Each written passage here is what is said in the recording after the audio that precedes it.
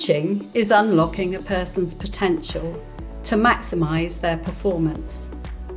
It is about helping them to learn and not teaching them. The ASU programme is seeking to support its student entrepreneurs to create and grow successful businesses, and in doing so contribute to the local economy.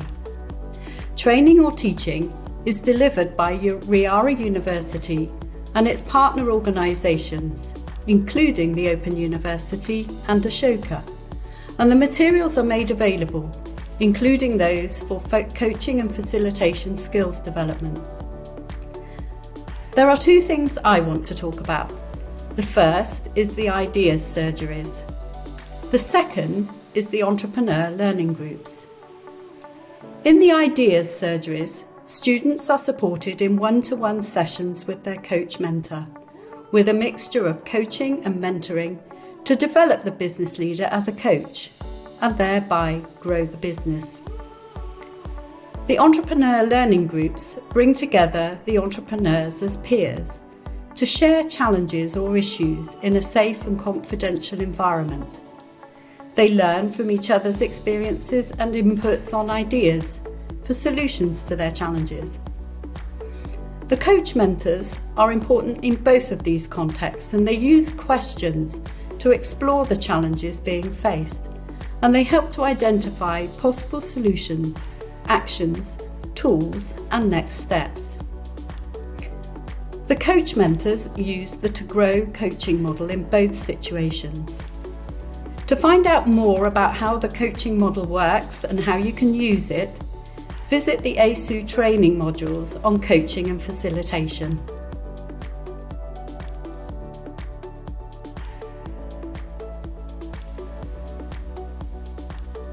So why should you be modelling your business, your idea, new product or service? Well, if you're at the beginning of your journey, you want to use a fast, concise and portable approach to documenting your plan that will help you to do 4 key things. 1, deconstruct your ideas so you can see them more clearly. 2, identify the riskiest assumptions. 3, help you design an effective validation plan that prioritises the testing of those risky assumptions. And 4, iterate new models as you validate and test. The Lean Canvas covers 9 core areas, and here's some advice to you in creating your first canvas.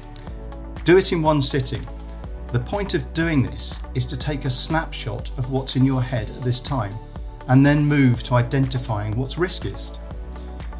It's okay to leave sections blank, rather than trying to research the right answer to put down or leave it blank.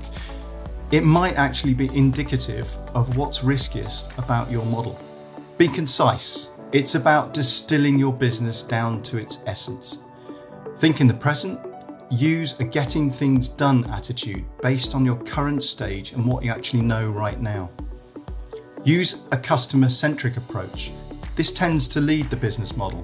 The customer segment that you choose can completely change the business model. I hope you enjoy developing your first Lean Canvas. If you have a founding team, do get them involved. One of the key purposes of the Canvas is to facilitate conversations with other people.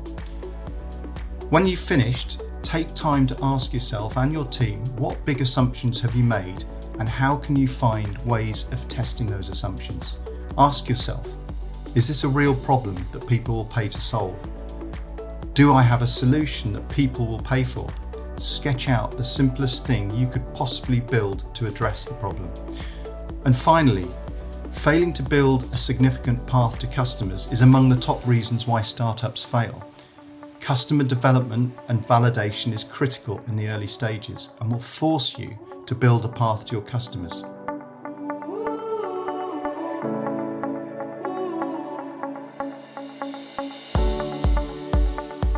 Traditionally, the old school approach of getting things done, things like business planning and project management, etc., have been driven by leaders with a grand vision and experts with a detailed plan of action. But over the last few years, a new school of iteration has emerged.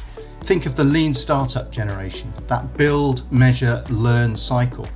Agile project management as opposed to traditional waterfall project management. But meanwhile, marketing departments have been slow to adopt this iterative approach. But today, we're going to be working on your visual marketing plan canvas, which will encourage you to develop marketing actions that you can actually go out, do, learn, and iterate. In this slide deck, we use a fictional company called Doctor in the House to give you examples of what kind of actions might fall under each area.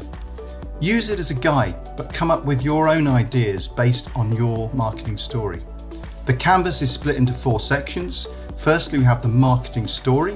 This is effectively developing your value proposition, the customer problem, the solution, the competition, and why anyone should care about you, what makes you unique.